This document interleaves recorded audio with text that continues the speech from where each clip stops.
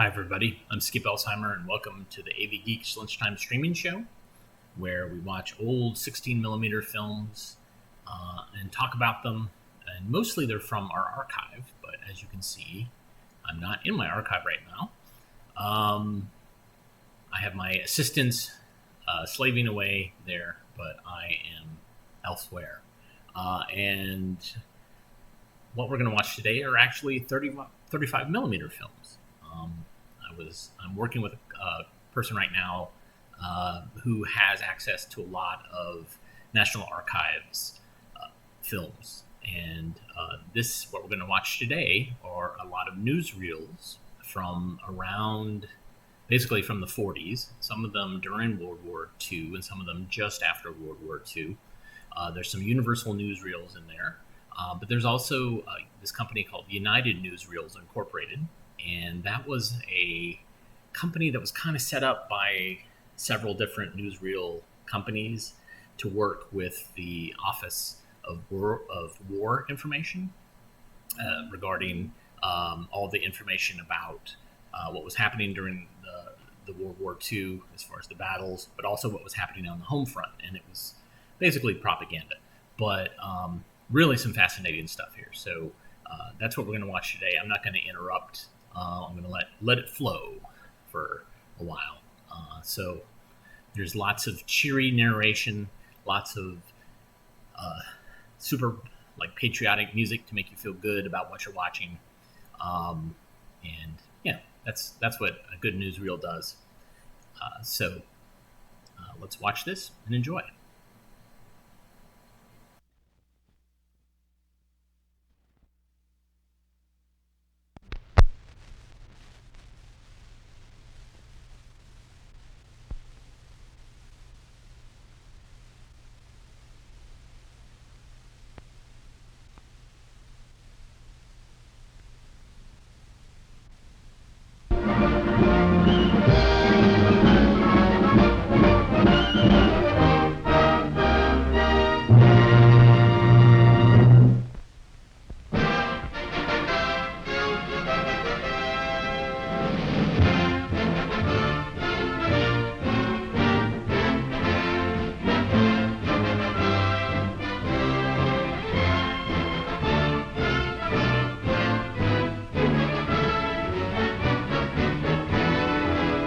Radiant, vigorous, Dwight D. Eisenhower is a man in any cloth, be it that of soldier, educator, or statesman.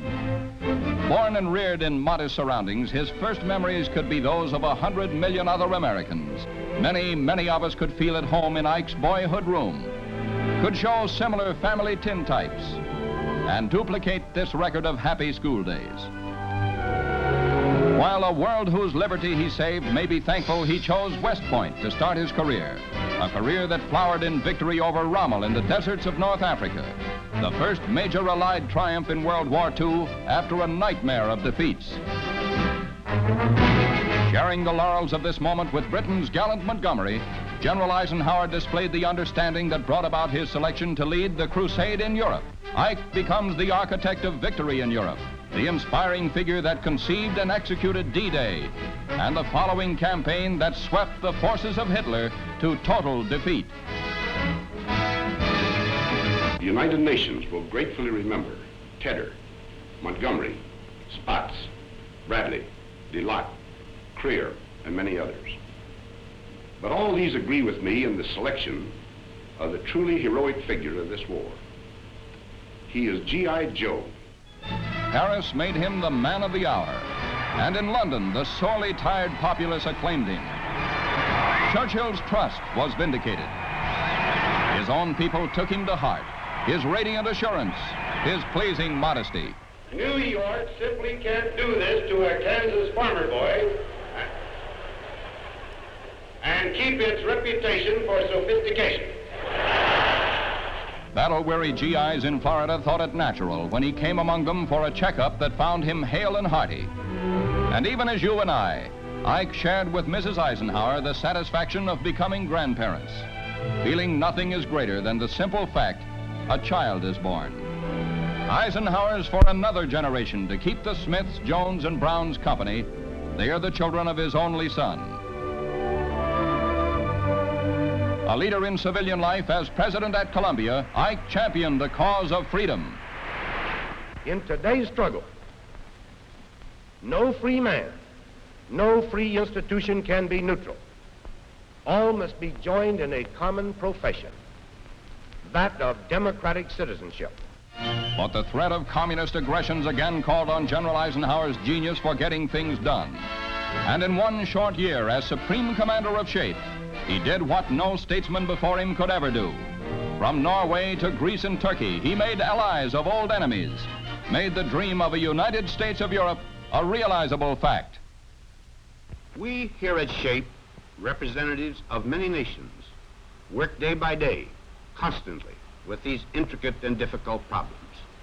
We require faith, self-confidence, devotion, tenacity, always tenacity. At home, meanwhile, his own people clamored for his leadership. Shocked by disclosures of corruption, they now called on Ike to return. In demonstrations unique in politics and in primary elections, they issued a clear-cut call that could not be denied. Senator Lodge carried the message, and Ike, now assured that the foundation for European solidarity was well set, said goodbye to the organization that remains a lasting monument to his skill for handling critical situations.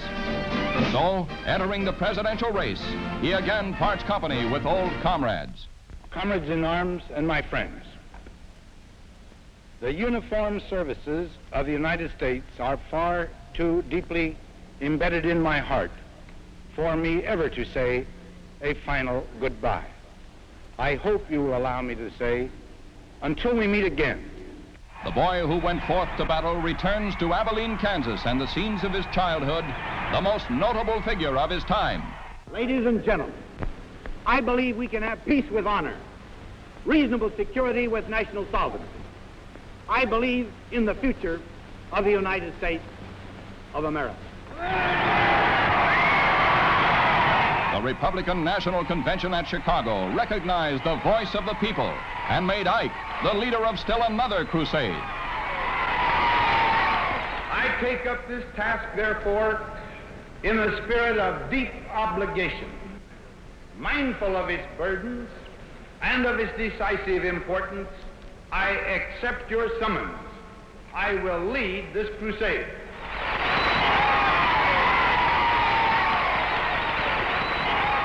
Bivouacking beside campfires develops many skills, a useful one being how to throw together a breakfast for visitors to his vacation retreat. Major John Eisenhower follows in the footsteps of his father as he leaves to serve his country in Korea. His parents, a wife and 3 children, will miss him. But he's the good soldier, though women must weep. A man who knows responsibility and how best to shoulder it, we give you Dwight David Eisenhower. A soldier learns, as a nation must learn, that integrity, backed by strength, is the only sure way to lasting peace. Our country's destiny, to my mind, is to serve mankind through leadership in the arts of peace. If we believe in our own system, if we allow no taint of false doctrine to confuse it, if we practice what we preach, if we provide upright leadership, we can help to show the world the folly of war. With all the strength I can command and the devotion I hold for my country, I pledge myself to this objective.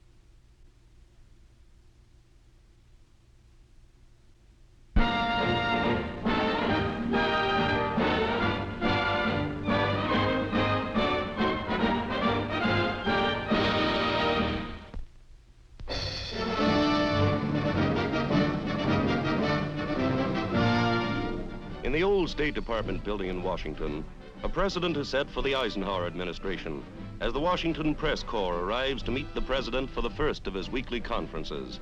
There are 234 of the elite of American journalism present to hear the chief executive's opening statement on farm prices, secret foreign agreements, Russian possession of the atom bomb, balancing of the budget, and excess profits taxes.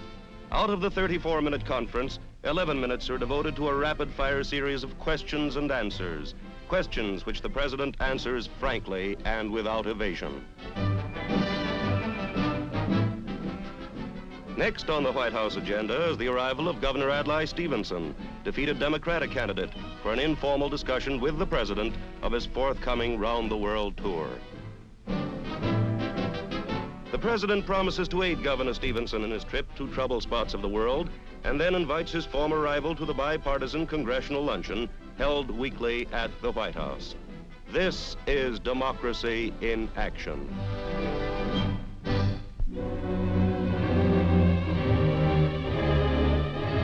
The worst blaze in years rages along Baltimore's waterfront, fanned by 40-mile-an-hour winds into an 18-alarm fire. Here, hundreds of feet from the start of the blaze are ignited, and floating embers impede fireboats on the job. 2/3 of the city's fire department is called out before the blaze is quenched and the toll reckoned up. No lives are lost, but damages are heavy. 5 piers destroyed, 3 industrial plants, and 1 million feet of board lumber in a storage shed. The cost of the blaze is estimated at $2 million, a severe blow to the city's waterfront industry. This is the grim aftermath of a transport plane crash in the Gulf of Mexico, which took the lives of 46 persons. Rescue vessels collect belongings of passengers and crew members salvaged from the sea. The airliner, presumably caught in a cyclone, plummeted into the water a short distance from the Alabama coast and was located in 90 feet of water. 11 bodies were recovered as they floated free of the plane. The transport was on a flight from Tampa to New Orleans over the Gulf when disaster struck. 41 passengers and 5 crew members perished as the plane disintegrated, struck the water with terrific force and tragic results. The volcanic outburst of carnival spirit climaxes New Orleans Mardi Gras with a Rex parade as thousands throng the downtown streets. Practically anything goes as the spirit of revelry reaches its height. In this case, boy meets girl. Fit for a sultan's palace, they are. The can-cans can and do. Everybody's feeling bully for the Rex Parade, which had its origin in 1872. The glowworm blows his top. Another reveler gets a lift from the proceedings. Hemlines will be higher, but him likes them lower. Run for the hills, men. Annie's here, and she's having a barrel of fun. Everybody is.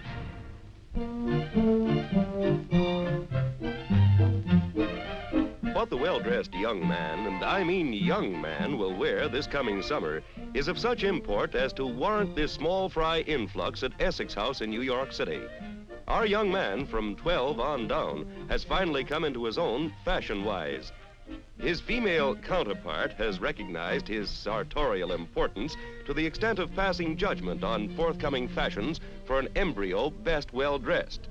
Chips and Twigs is the name of the makers of these high styles for low boys. Dressers all, with a junior fashion committee taking secret notes on their opinions of the clothes, of course. Long pants, short pants. No matter what the cut, the young ladies scan all the offerings and finally will decide just what their young sense of fashion prefers in a little man. Most gals do this after they're married, or at least after they acquire a beau. So the 4 fashion judges here really got the jump on their sisters. How brother feels is anybody's guess. The opinions of the judges will be publicized at some later date. Opinions of the young men vary. This one wants out in his own fashion.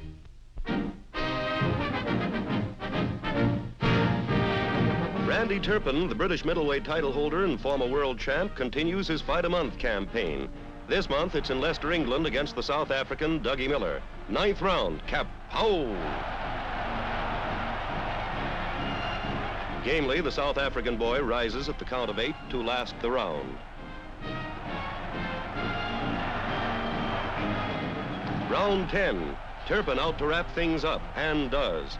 Randy hopes to win the world title this way come June, when he fights either Humez of France or Bobo Olson of Honolulu. This according to British promoter Jack Solomons, who is irked at suggestions from America that his boy Turpin engage in elimination bouts.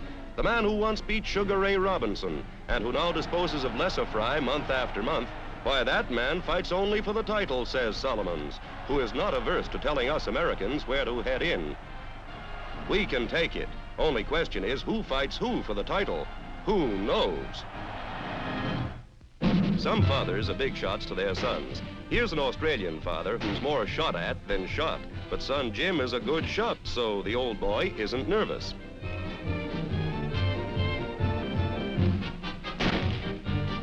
This one is an eye-opener. Father says he'll have a shot too.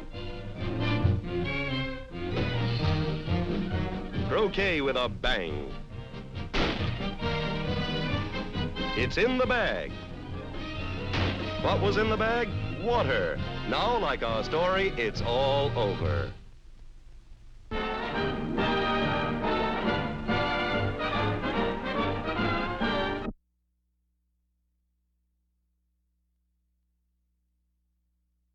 Randy Turpin, the British middleweight title holder and former world champ, continues his fight-a-month campaign.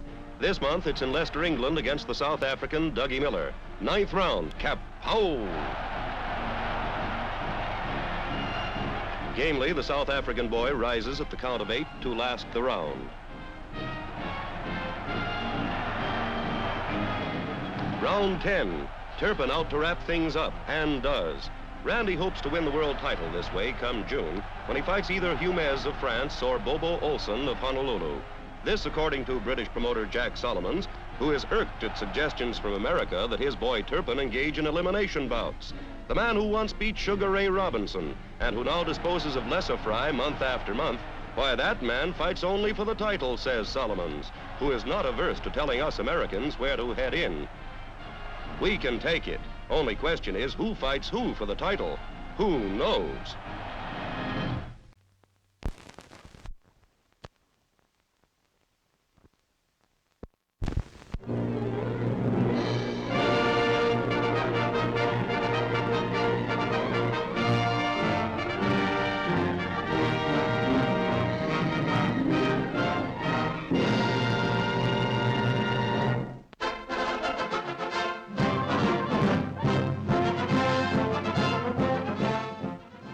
Somewhere in the 70 million square miles of the Pacific, United States engineers are building secret bases to strike at Japan. No military secret, the news, but where has the Japs puzzled? Today, on islands that once held promise of paradise, U.S. bluejackets go about the grim business of war, ferrying fighter planes ashore, scout planes and bombers concealed and camouflaged amid the palms of the island.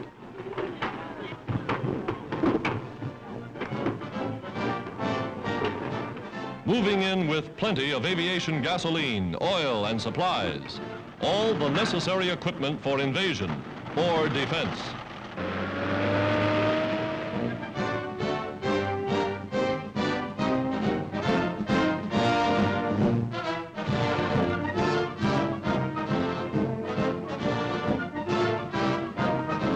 Wading waist deep in tropical waters, they chart a base for seaplanes.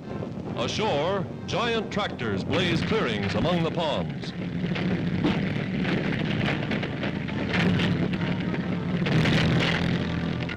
Here come the big guns, and they're soon made ready for action.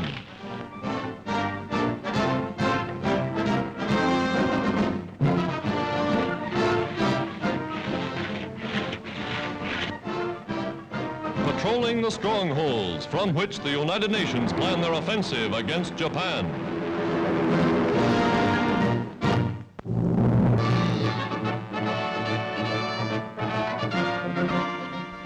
Women in the war. U.S. Navy nurses line up for inspection in their new summer uniforms.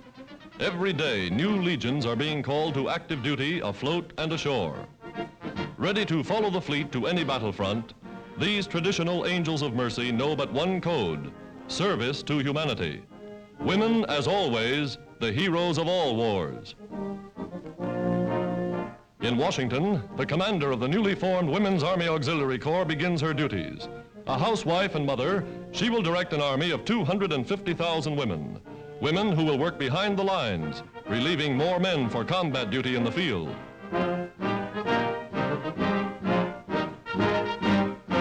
The first call for volunteers brings thousands to recruiting stations. Upon passing rigid examinations, they will undergo intensive training, live like regular soldiers under strict Army regulations. American women signing up to fight shoulder to shoulder with their men. The commander at the Capitol. For the first time in history, the Army now has an authorized army of women.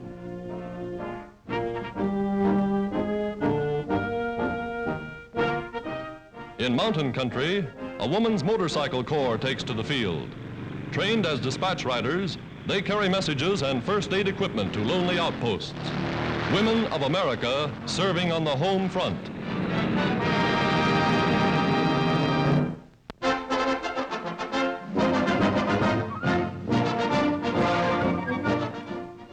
The greatest lineup of champions to take the field since the last Olympic Games features the American Athletic Union track meet at New York City.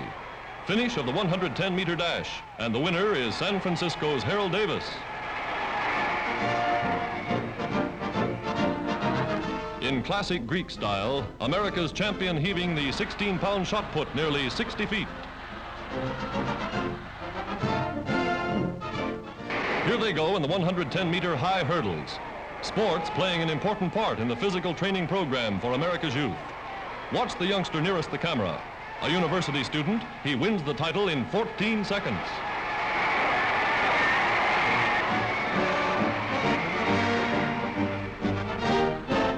And here's the pole vaulter they all talk about, Warmerdam. Only man ever to leap higher than 15 feet. Champion of the world, par excellence.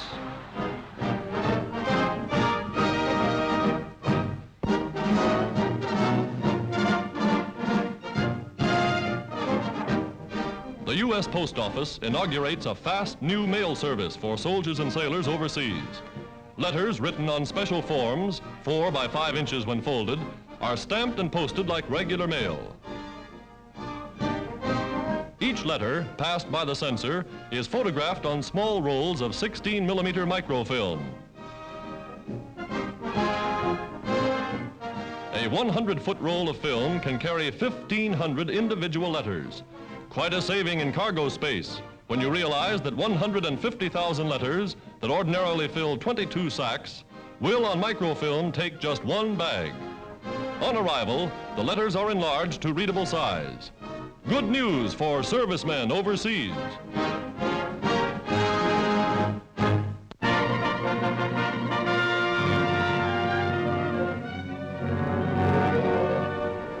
Filmed under fire. These are the first pictures of America's great naval victory in the Pacific. Army, Navy, and Marine planes, cooperating with the fleet, surprise a Jap invasion force sent to capture strategic Midway Island, stepping stone to Hawaii and the North American continent. U.S. planes roaring to the attack amid a rain of anti-aircraft fire.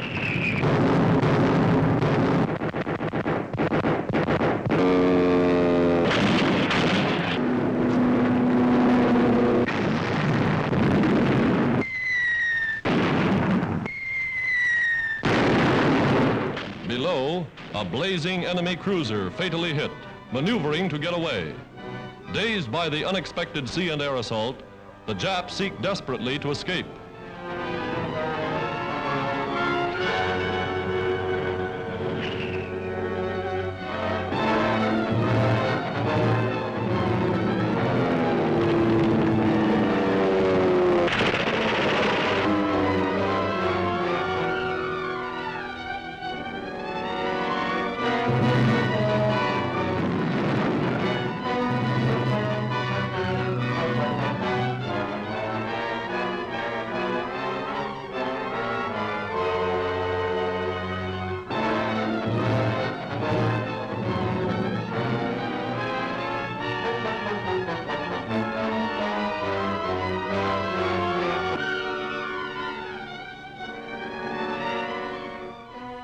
toll, 18 Japanese ships, cruisers, carriers, and destroyers, crippled like this or sent to the bottom.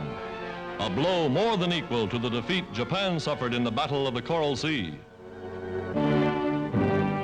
Back in port, Admiral Nimitz, who directed the action, bestows medals for deeds of valor.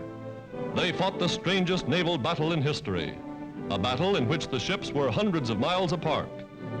The stories told by these hero pilots may rewrite all textbooks on naval warfare. They proved again and again that warplanes can blast battleships and transports. In one epic engagement, these men upset the balance of power in the Pacific.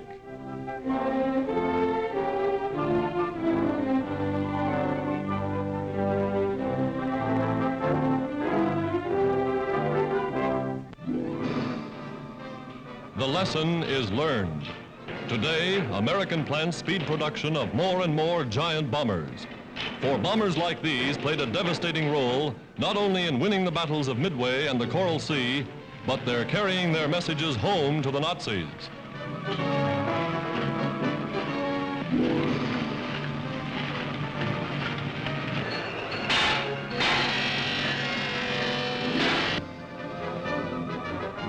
Operating day and night on a 24-hour mass production schedule. America giving wings to the greatest armada of fighting ships the world has ever known. And here are more men ready to fly them. Midshipmen saluting the color girl as families of naval cadets come to see their sons made officers of the fleet and the Fleet Air Arm. Today they march in their final review, the cream of America's young manhood, their lives dedicated to uphold the tradition of the Navy.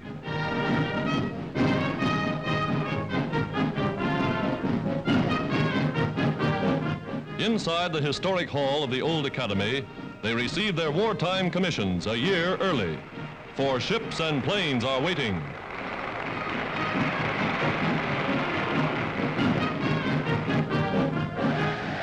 New fighting men ready to man America's all-ocean Navy.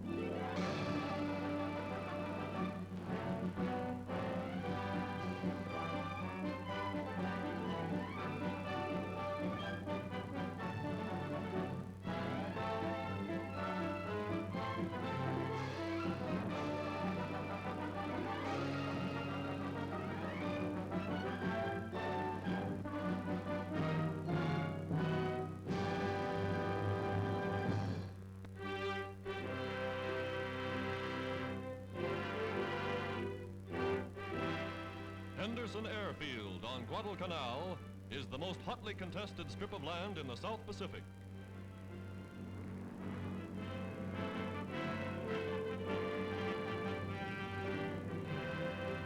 New runways, built by American soldiers with captured Japanese equipment, are inspected by the Marine commanders. Airacobras, fighter planes are constantly on patrol. For 5 months, the Japs have tried to win back this vital outpost. But their transports, bombed and beached, lie wrecked on the sands of the Solomon Islands.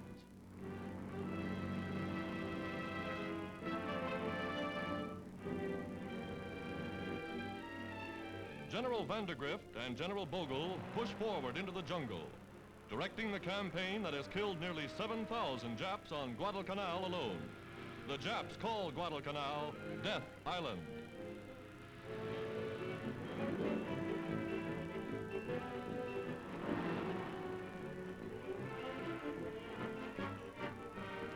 Supporting the infantry, the Marines' big amphibious tanks bring up supplies over any road, or through no roads at all.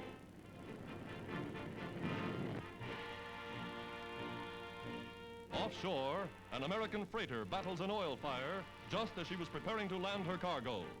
Calmly, the Marines fight the flames. All supplies are saved, and the ship will sail again.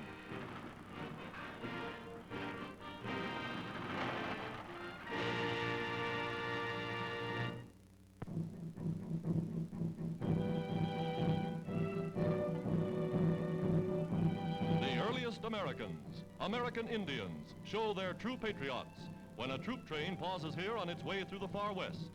They bring baskets of home-cooked foodstuffs for the men in uniform.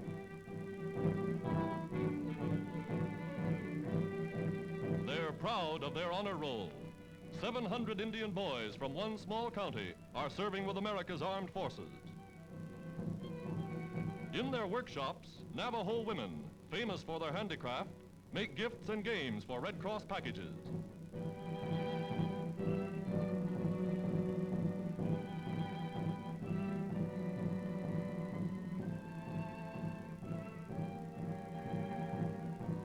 From this primitive home, a Navajo chief has sent 3 sons to the Army, American Indians loyal to their country.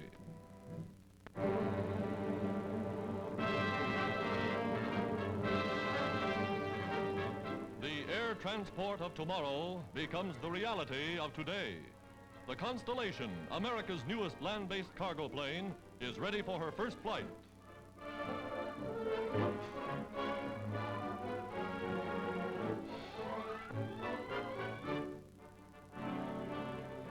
Beneath her wings, a P-38 fighter plane looks like a toy miniature. Built to fly at 35,000 feet in the stratosphere, the big ship is said to be faster than a Jap Zero fighter plane.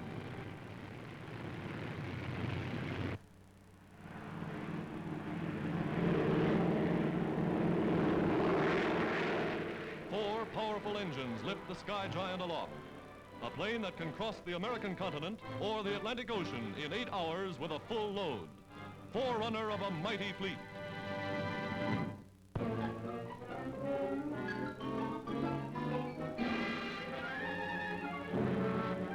On the Pacific coast, a new steel mill is completed at the Kaiser shipyard.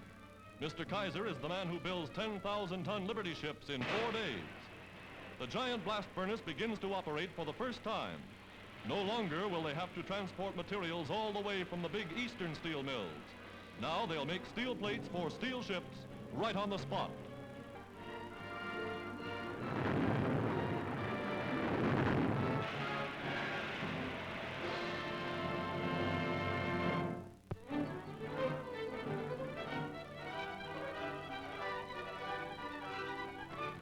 American motorcycle dispatch riders train on courses just as difficult as they will find soon in action, in Africa, in Alaska, in the South Pacific, or on the continent of Europe. For following these tests, they're off to battlefronts around the world.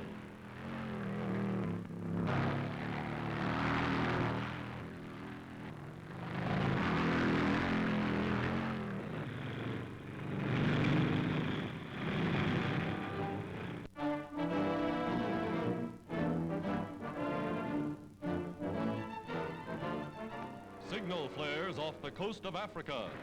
United States reinforcements beating off a German attack as the Americans land under fire.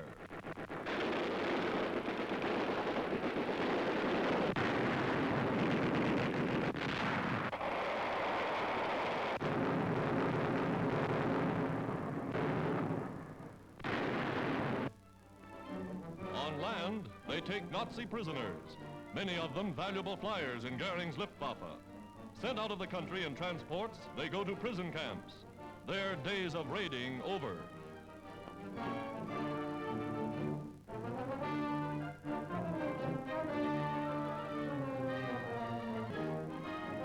The first skirmish between United States and German tanks proved the superiority of American equipment over the Nazis' famous Mark IVs. And men and equipment are arriving every day to drive the Axis out of Africa.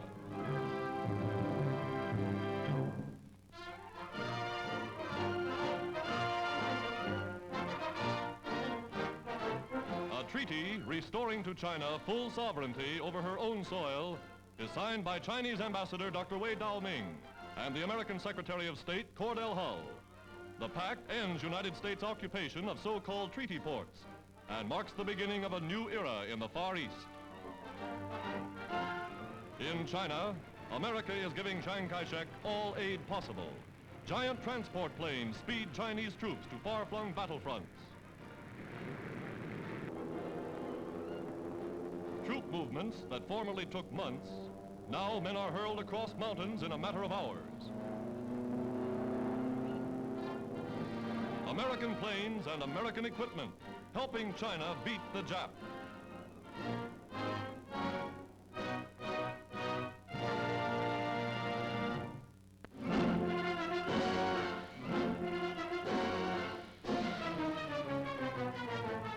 In the United States Capitol at Washington, the new American Congress, chosen and elected by the people of every state, assembles to hear President Roosevelt bring a message of hope and courage to free men everywhere. The Axis powers knew that they must win the war in 1942, or eventually lose everything. I do not need to tell you that our enemies did not win the war in 1942. I cannot tell you when or where the United Nations are going to strike next in Europe, but we are going to strike and strike hard.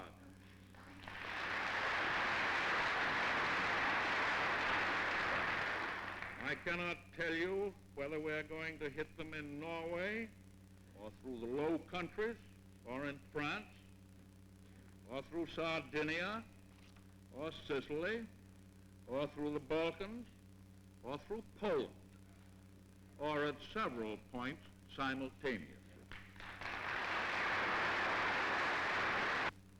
But as we face that continuing task, we may know that the state of this nation is good. The heart of this nation is sound.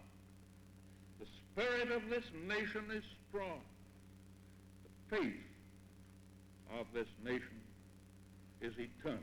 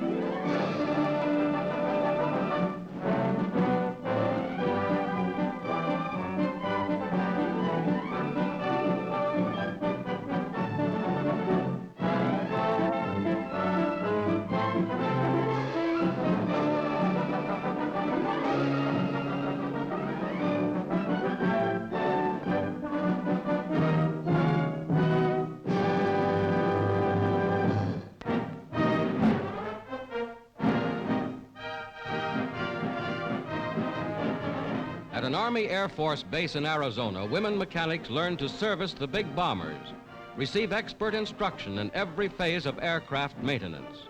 A plane named in their honor gets a thorough going over by the air WWIIs, as they're called. From motor to tail assembly, the girls make ready the giant battleships of the air. 65,000 strong, they relieve men for combat duty.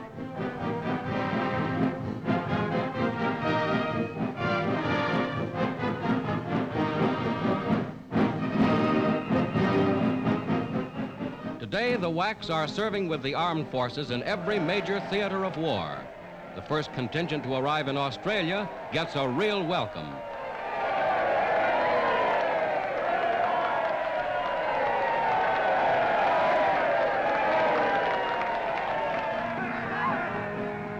Reporting for duty half a world away from home, these United States Army women are making a vital contribution to the cause of the United Nations.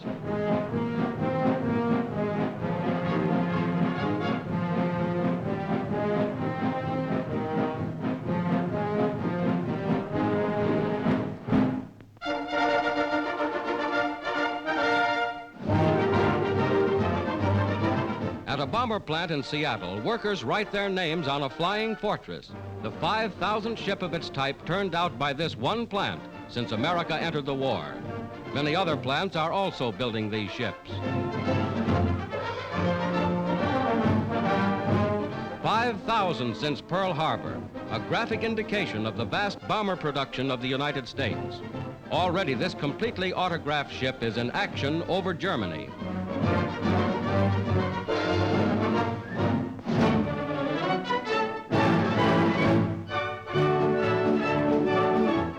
Somewhere in England, Army Signal Corps cameramen await the order to go into action with General Eisenhower's Forces of Liberation. Aboard ship, Navy cameramen are stationed to photograph the part the fleet will play in the coming action. These are some of the men whose courage and daring make possible many of the thrilling films you see in United Newsreels. Some are on leave from their studios. Others are on active duty as members of the armed forces. All are ready to record the picture story of the war's greatest drama.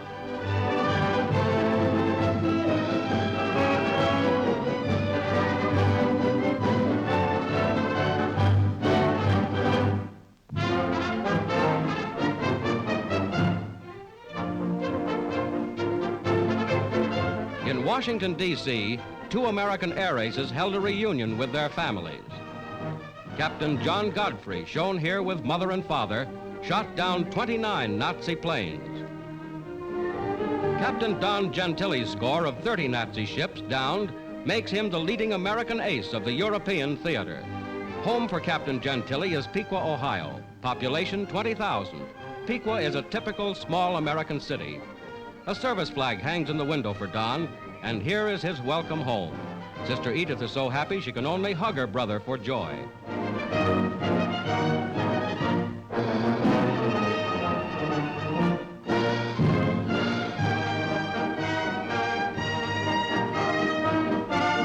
Father and Mother Gentili, patriotic Americans of Italian ancestry, are justly proud of their son, for he wears the Distinguished Service Cross awarded him by General Eisenhower. Right now it's Mother's turn, the most important welcome of all.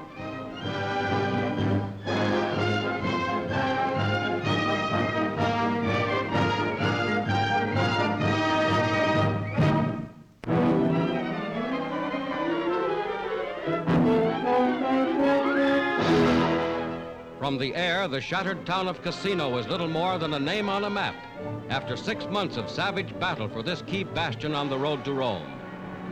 Now Allied bombers strike deep behind Nazi lines, confusing the enemy's transport and foreshadowing a new Allied drive. North of Rome, bombs hit 2 important bridges.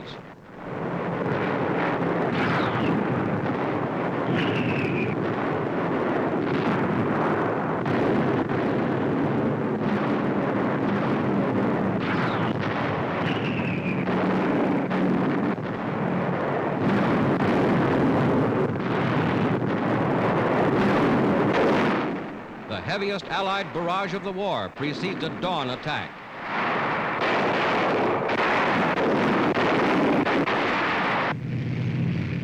British motorized forces plunge forward in the final battle for Cassino. With vital aid from French and Polish troops, they have encircled Cassino, cutting it off from the main German armies.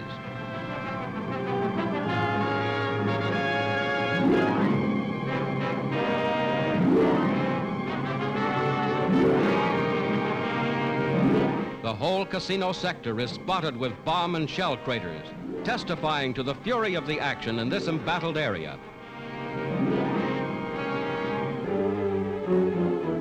The first prisoners stream to the rear. Bowl-shaped helmets identify them as parachutists, so-called Green Devils, members of the German 1st Parachute Division. Along Italy's west coast, near Gaeta, where the bulk of the 5th Army has been suddenly shifted, a second phase of the campaign flares into action.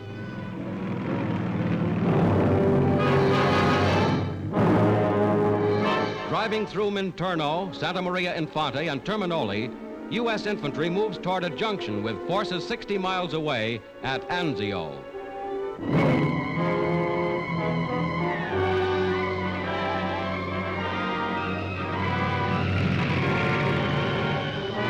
Castelforte, between Cassino and the sea, is captured by French units. In the most important action in which these men of fighting France have yet participated, they have made a brilliant record.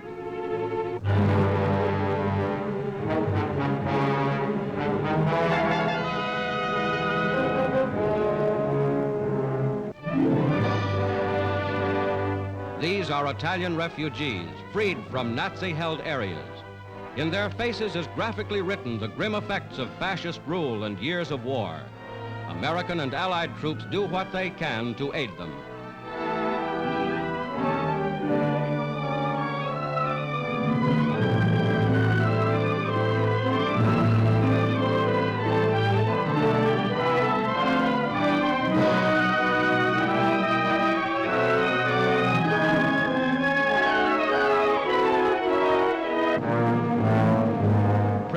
are taken by the thousands. More than 12,000 were captured in the first 2 weeks.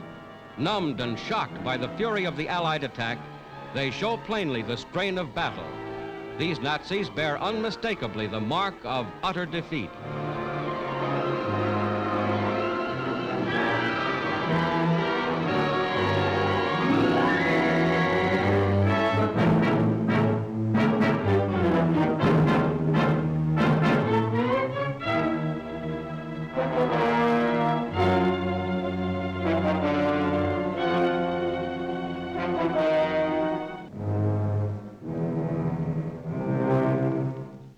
Along the ancient Via Casalina, the surge of Allied power rolls north.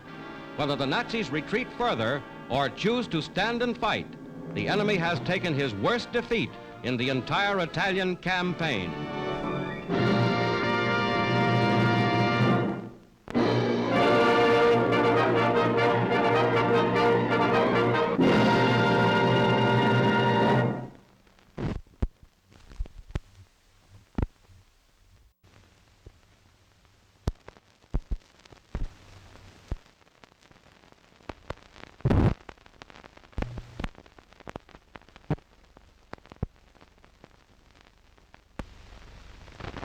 It was not entirely bloodless. German and Italian forces had been fighting in Spain. General Franco had revolted against the Republican government. He invited and received German and Italian aid. The duly elected government received some Russian aid. The democracies evolved a formula of non-intervention that it has brought aside.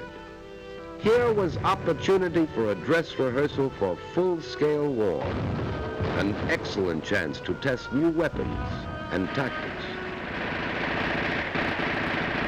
The Spaniards were the guinea pigs, men, women, and children.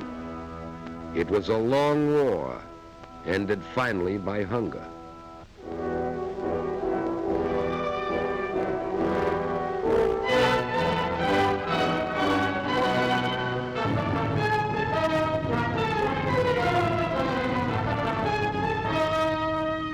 Hitler was not content with Austria. At Munich, he had said his theory of race and blood demanded the incorporation of all German-speaking peoples into the Reich. There were those in England, France, and the United States who did not think this an unreasonable demand. Hitler called upon Czechoslovakia to surrender the Sudetenland, that part of Czechoslovakia heavily populated by Germans. France was bound by a treaty to the republic created out of the old Austrian Empire. France and Soviet Russia were linked in a defensive pact. Great Britain's destiny was linked with that of France. So Hitler, Prime Minister Chamberlain of Great Britain, Mussolini, Premier Daladier of France, met in Munich, and because the democracies of Europe were hungry for peace, removed a thorn from Hitler's side, the Czech army and the Little Maginot Line. Europe breathed a sigh of relief. Mussolini's people were jubilant. They wanted peace. Hitler rolled into the Sudetenland. His people were jubilant. Here was the miracle man, they said. A man who conquered with words. This was a new kind of war. A delightful war. Bands and flowers and parades. A smiling war. A lovely war. Not a shot fired. Not a man hurt, nor a woman, nor a child. War was a holiday.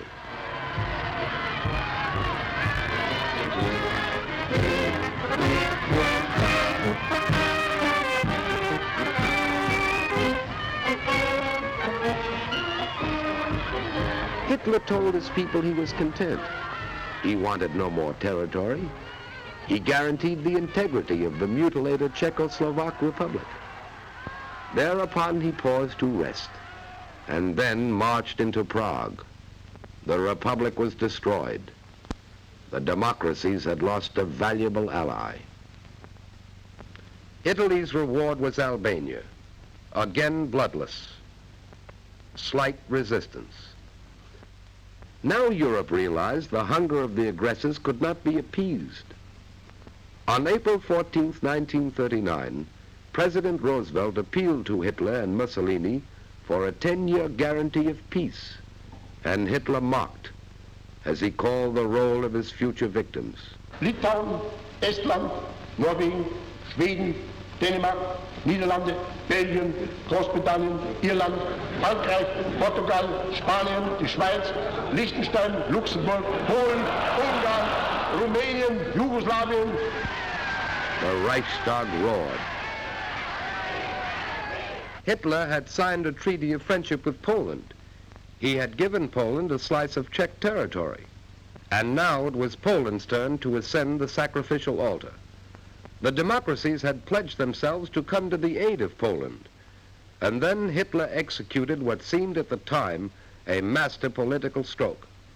Having come to power as the savior of Germany from communism, having gained support in certain circles of the democracies as the slayer of the Red Dragon, having built his entire system of alliances upon a worldwide anti-communist crusade, Hitler sent his foreign minister von Ribbentrop to Moscow.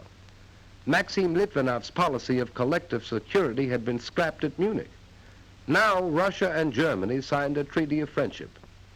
Hitler's propaganda machine hummed, for even in a dictatorship, masses of men and women must be prepared for war. But Poland stood firm. Great Britain stood firm. Hitler didn't declare war. On September 1st, 1939, he struck without warning, which is the way of the aggressor. You will soon see Hitler's own photographic record of the Blitz in Poland. The formula is simple enough.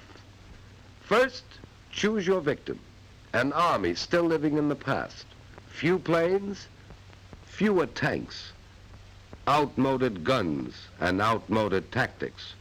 Choose an army relying upon courage rather than machines.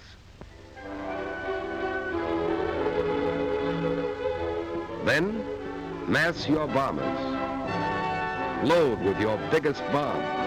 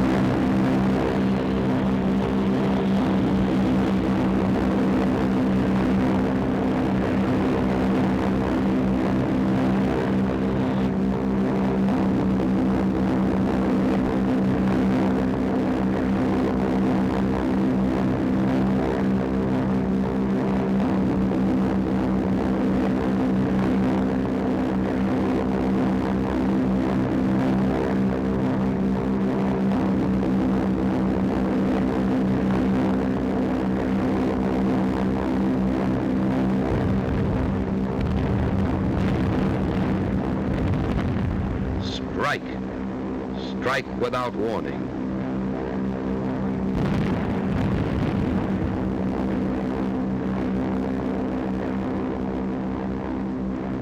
Destroy his inadequate air force on the ground. Blast those who escape out of the air.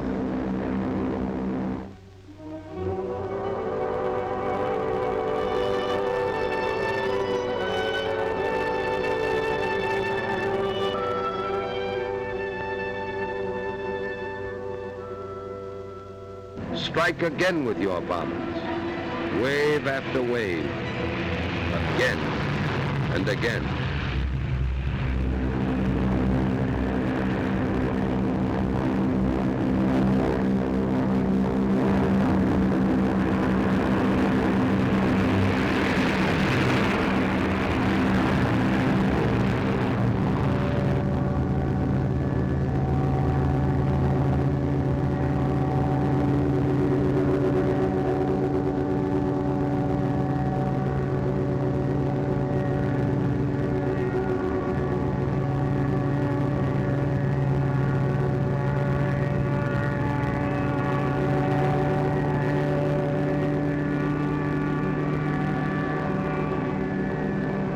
Strike at the railroads, for then the victim cannot mobilize. It cannot move men and supplies. Its armies are isolated.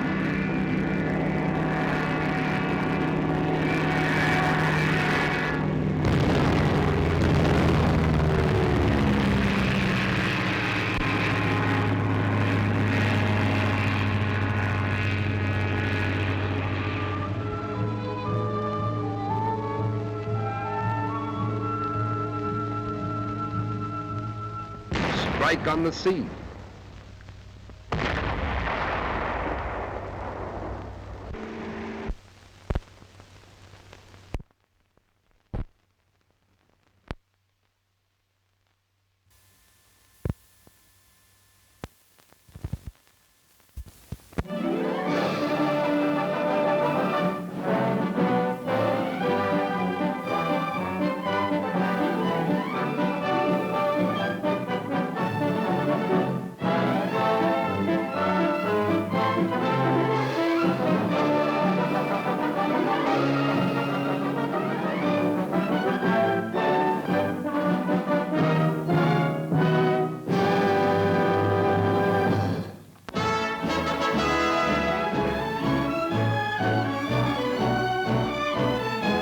The Executive Committee of the United Nations Conference at San Francisco, Secretary Stettinius presiding, considers resolutions for the World Security Organization as Europe's war ends.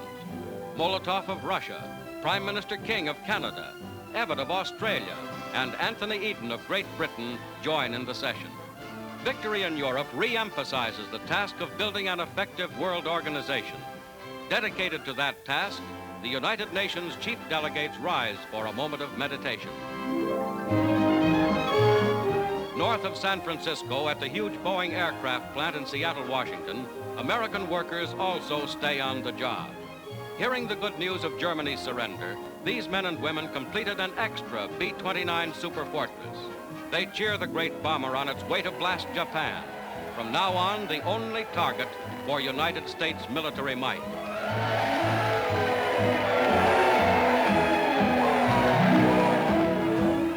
The home front gets behind the 7th War Bond Drive, symbolized in this statue of the raising of the flag over Iwo Jima. The same flag that flew over Iwo Jima now goes up in New York. With victory in Europe, all New York's lights go on again, and Broadway once again becomes the Great White Way.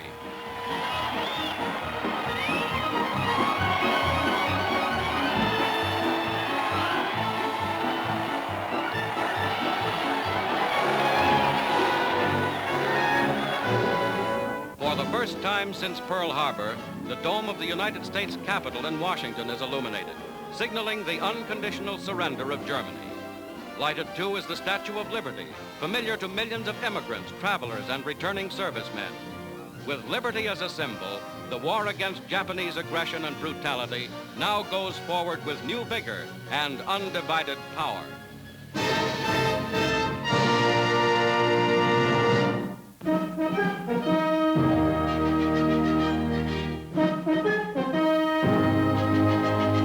A 4-year-old Chinese boy, war-orphaned, is found by American soldiers, members of the 14th Air Force in China.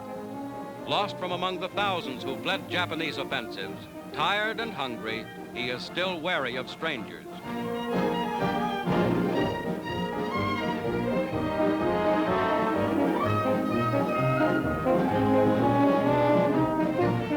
But a village elder persuades the little fellow to go along with the Americans.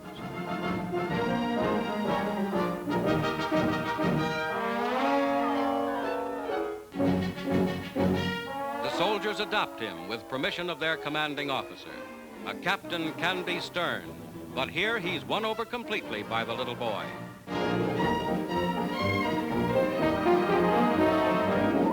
He's in the Army now, and the first thing a recruit gets is a band. It doesn't take long for him to learn the military life.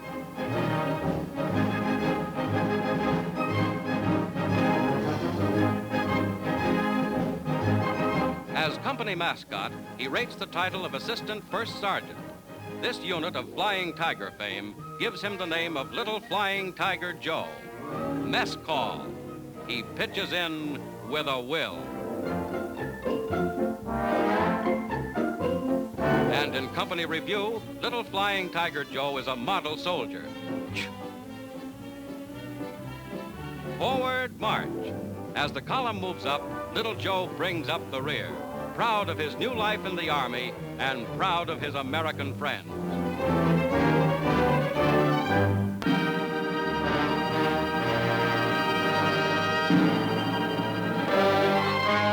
Wounded veterans of Okinawa are carried off the hospital ship USS Comfort at a Pacific base as the Comfort reaches port despite damage caused by a Japanese plane attack.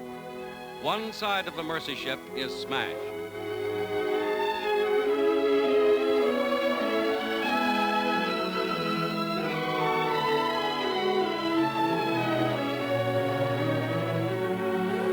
"29 helpless wounded men are killed by the fanatic Japanese pilot.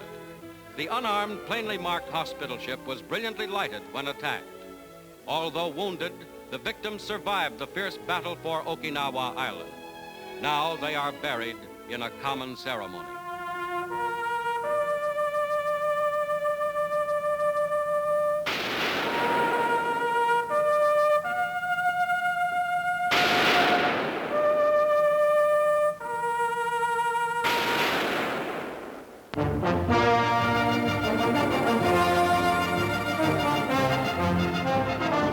Completing her first airplane trip, 4 hours and 15 minutes from her home in Missouri, Mrs. Martha Truman arrives in Washington to join her son, President Harry S. Truman.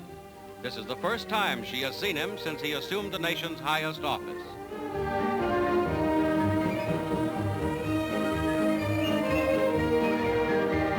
At the White House, the president's mother poses for pictures with the Truman family after the president had designated the day as one of victory prayers throughout the land. With Mrs. Truman and their daughter Mary, the president also makes the day one of reunion for the nation's first family.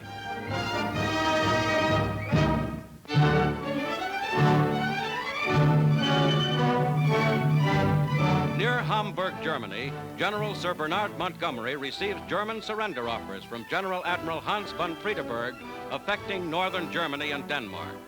The Germans, as always, seek to divide the Allies, offering surrender of 3 armies to Britain and America, but not to Russia. Curtly refused by Montgomery, they have one alternative: the unconditional surrender of all their northern forces.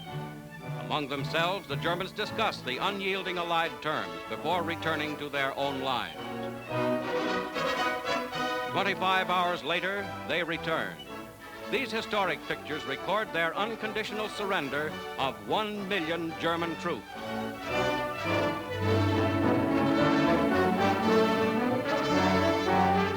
Von Friedeberg signs the instrument of surrender, followed by German General Kinzel.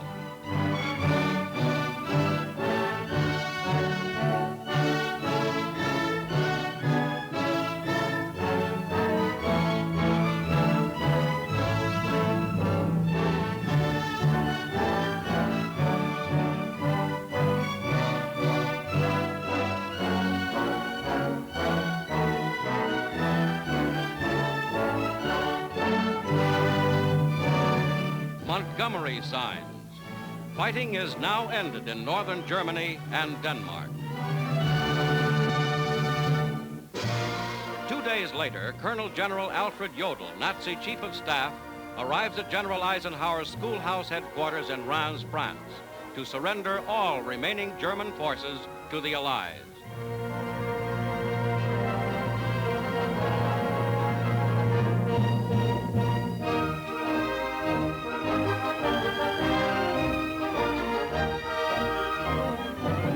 General Walter Bedell Smith, Eisenhower's Chief of Staff, gives the Germans the surrender terms. They are unconditional, like those of Alexander in Italy and Montgomery in North Germany. General Jodl, with Admiral Friedeberg at his left and Major General Wilhelm Oxenius right, signs the surrender documents.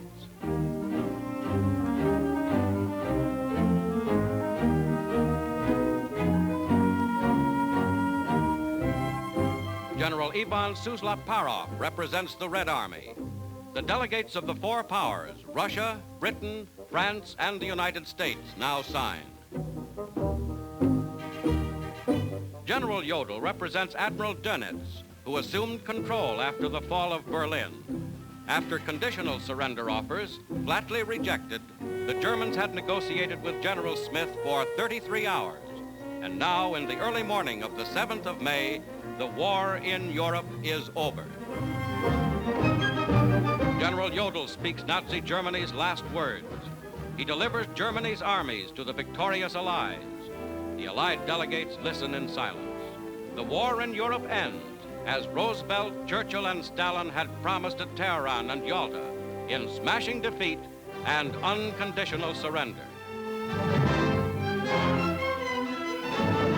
General Eisenhower received the historic surrender pens. This is the glorious hour. The war against Germany is won. To all the forces of the United Nations, a thankful world says, well done.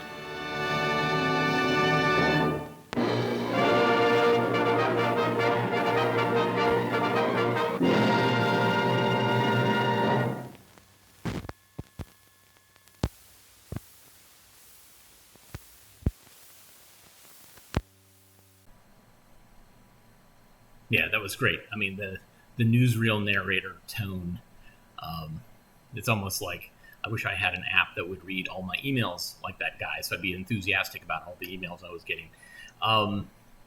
Thanks for watching today. I know it was a little change up. Everything was in black and white and everything was from the 40s, but we'll be back soon in the archive, and we'll be watching more 16mm films from the archive later this week, I think. In the meantime, if you like what you saw, you can go to avgeeks.com and you can buy DVDs there. You can also watch our 24/7 channel, which has old lunch episodes and thousands of films that we've digitized over the last couple of years. You can also, instead of buying us coffee, please consider helping Apple Shop, which is a small film archive in Whitesburg, Kentucky that was hit with a flood, and their film vault was flooded. And they had a bunch of archivists show up to help get them out of the muddy vaults and get them cleaned and kind of recanned. But there's a lot of work to be done, and there's going to be a lot of buying of supplies and things like that. So this is one place that you can go and see where the help is needed, not only with the archive, but also with communities. Apple Shop is very much a community-driven organization, and so they have information about helping people, along with the films and video that they have lost. We'll see you soon. Tomorrow, I've got something special planned, and either you're going to love it or you're going to really hate it. So everybody have a great rest of your day, and we'll see you soon. Hit the like button, the subscribe button, the thumbs up, all that stuff. Thanks. Take care.